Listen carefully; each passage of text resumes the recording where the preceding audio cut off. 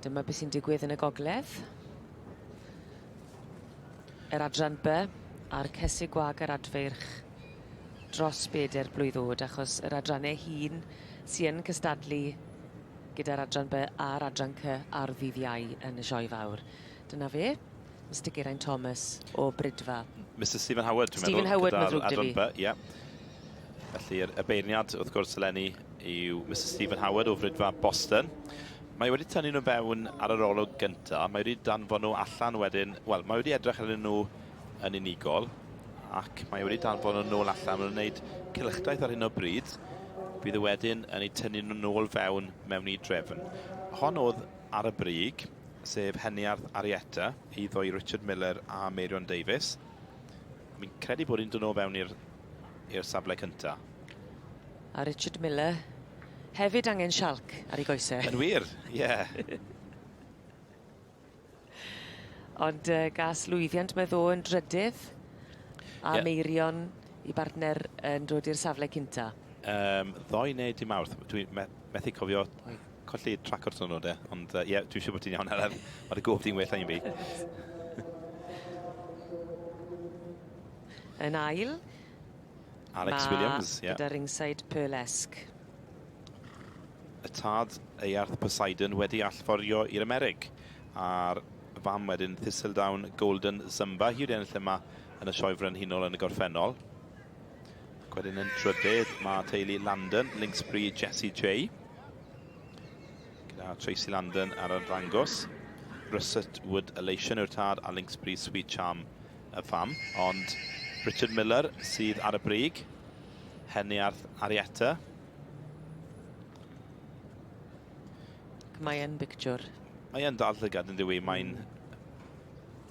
A'r X-factor yma oedd Stephen Howard yn gofyn amdano fe. Y presenoldeb arbennig yn y prif gylch. Ie, a er y mwd, mae'n dal i ddisgleirio yn dywi. Mae'n dal â llygad, mae'n denu sylw, ac yn sicr wedi denu sylw y beirniad Mr Stephen Howard.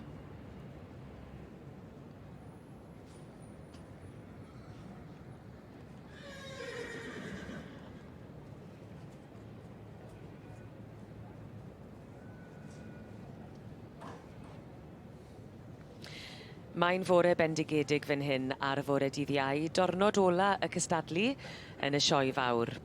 I ni'n troi yn golygon i'r gogledd, achos dyna lle mae'r adran B yn byw heddi, y Merlod Cymreig. I ni wedi bod yn mwynhau y dosbarth i'r Caseg Wag a'r adfeirch dros 4 blwydd o'd. Tipyn o bwysau ar sgwyddau y gŵr bonheddig yna. Mr Stephen Howard, y beirniad, o Frydfa Boston yn Swydd Efrog. Wedi bod yn aros gyda'i benderfyniad, ac mae'r het wedi diosg. Wedi diosg ydi. Felly, diwrnod da i Richard Miller. Heniarth Arietta wedi cael diwrnod da gyda'r stoc ifanc yn ogystal, yn mynd ar teitl y stoc ifanc Heniarth Mwynamia. Ac erbyn hyn, Heniarth Arietta yn mynd ar wobr gyntaf yn nosbarth y Merlod Cymreig Gweigion.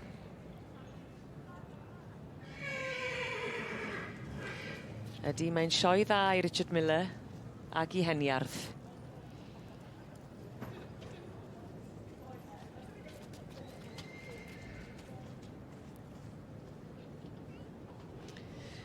Richard Miller fyny hefyd wedi diosgu het. Yn wir. Felly fydd na ganu yn lan y fferi hyn o, dwi'n siŵr. A dathlu i dorri man y bore.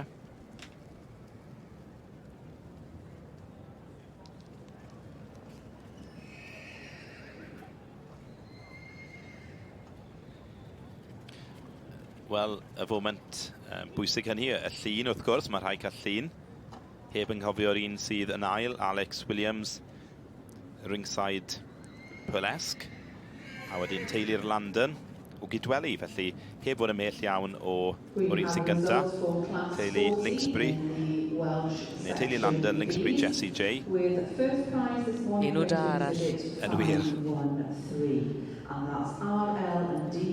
A mae yna gymuned arbennig yn y gymuned cyffyle, a'r byd cyffyle'r dangos.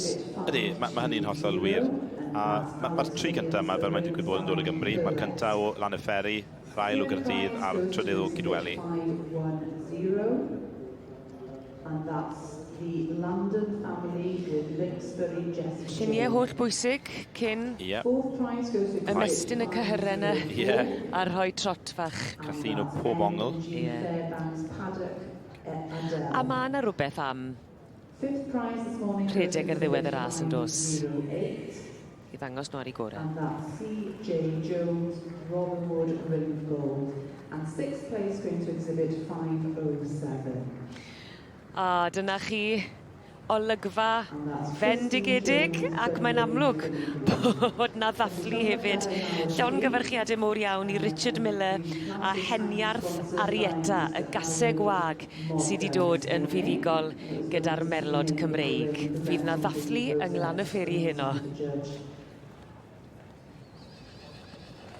Mr. Aaron Morgan in memory of his late wife, Mrs. Glenda Morgan. Felly, llongyfarchiadau mawr i bawb sydd wedi ennill yn y dosbarth yna. Tipyn o sbarc a tipyn o ysbryd y Heniarth Arieta. Ie, wedi cynnal yr hyn hyd y diwedd, ydw i. Bosib bod hi'n dathlu, na'i ffordd i o dathlu o bosib. Eisiau ni nawr i ymsugno'r egni na Owen. Ie, i gynnal yr egni hyd y diwedd. Well, Richard, I'm not sure who's more excited, you or the pony, but once again, you're stood here with me with a red rosette. How are you feeling on this Thursday morning? Muddy. Muddy and tired, but thrilled. She won here as a 3-year-old, with a reserve female champion here as a 3-year-old, and she's not been shown since. She's now 7, I think. So, yeah, just a pity it's so wet this morning, but yeah, it's not ideal for a white pony.